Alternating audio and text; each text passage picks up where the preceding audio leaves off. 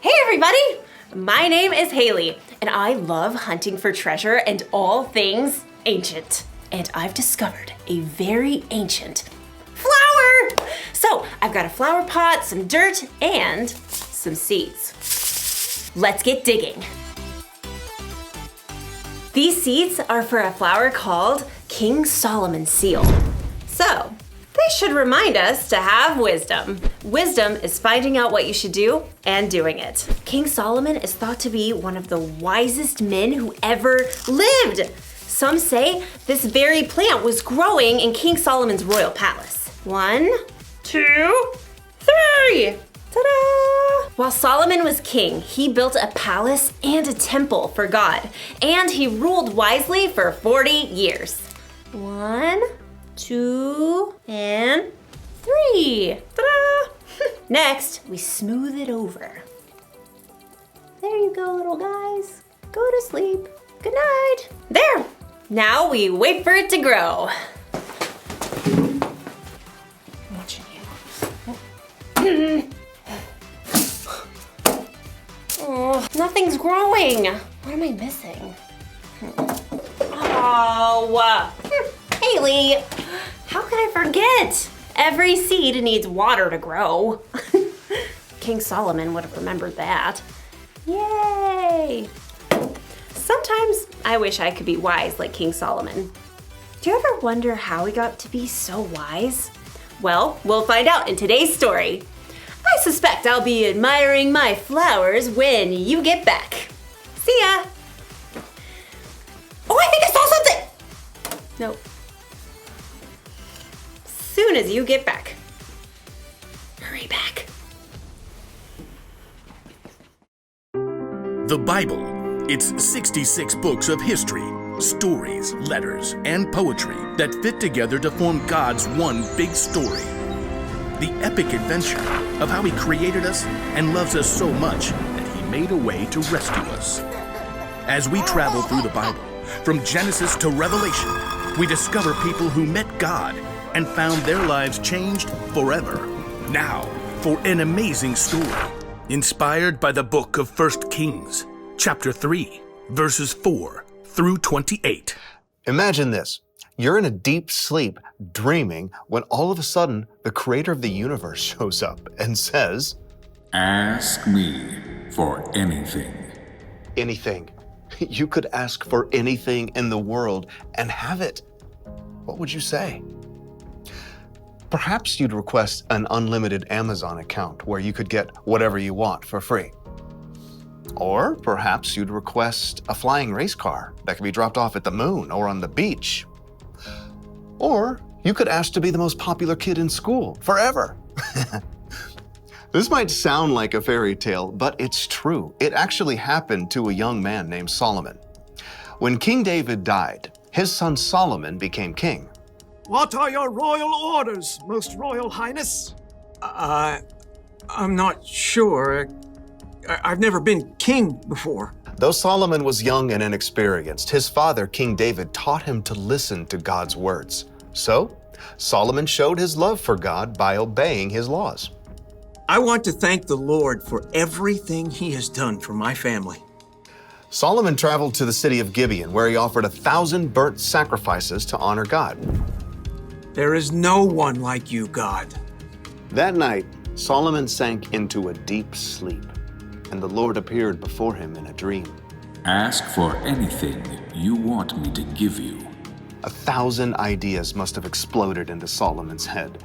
Gold, power, life forever. But instead, he said, Lord, you have made me a great king, but I'm only a little child. I don't know how to carry out my duties.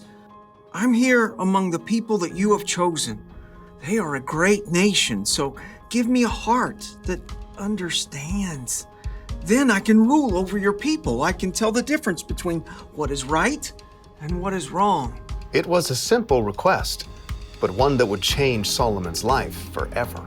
You have not asked to live for a long time. You have not asked to be wealthy. You have not even asked to have your enemies killed. Instead, you have asked for wisdom.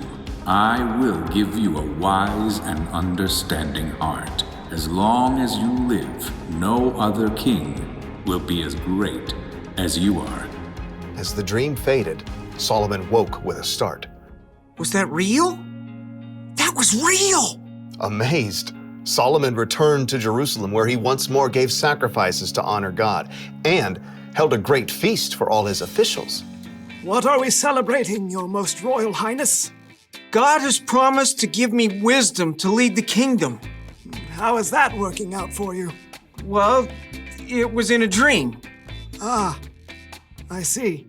Perhaps Solomon wondered at first whether he really had received wisdom from God, but this was soon put to the test. Your Most Royal Highness, you must help the people solve their problems. I'll do my best, with God's help. First order of business, we have these two ladies here. State your business, please. My friend and I... Okay, so she's not my friend anymore. Speak for yourself. I'm trying to. We live in the same home, and we both had baby boys. But her baby died, and so she took my boy in the night, and now she says my baby is hers. See? That's not her baby. No way. This baby is my son. Is not. Is too. Ladies! Solomon turned to the first woman. You say my son is the living baby, but your friend says the baby is her son. That's a lot. Is not. Is too. God gave Solomon a wise idea. Bring me a sword. An official quickly brought the king's shining sword. Your royal sword, your royal highness. Solomon studied the two women carefully. Excellent. Now, cut the baby in 2 parts. Give 1/2 to the first woman and 1/2 to the second. Solomon had no intention of harming the baby, but he knew this was the way to find the truth. No. Give her the baby. Don't kill him. Oh, whatever. Neither of us will get the baby. Solomon could instantly see which woman truly cared about the baby. Give the boy to the first woman here. She is his mother. Thank you. Oh, thank you. No fair. That was totally a trick. The baby was given to his true mother. All the Israelites heard about Solomon's decision and trusted that he would judge them fairly too. God made Solomon so wise that his understanding couldn't even be measured, like the sands on the seashore.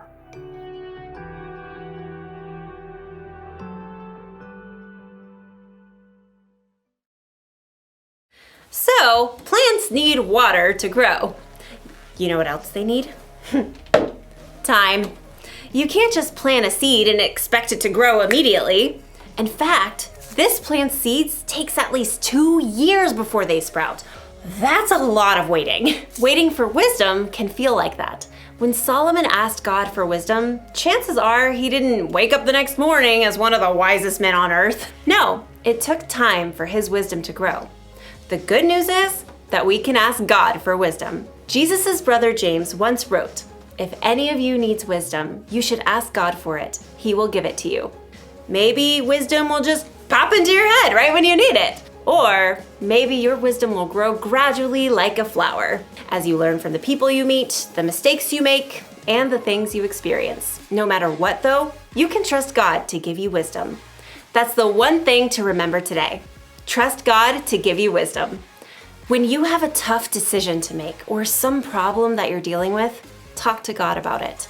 Ask Him for the wisdom to know what to do. Then look and listen. If you're having trouble understanding what God is trying to show you, ask someone you trust to help.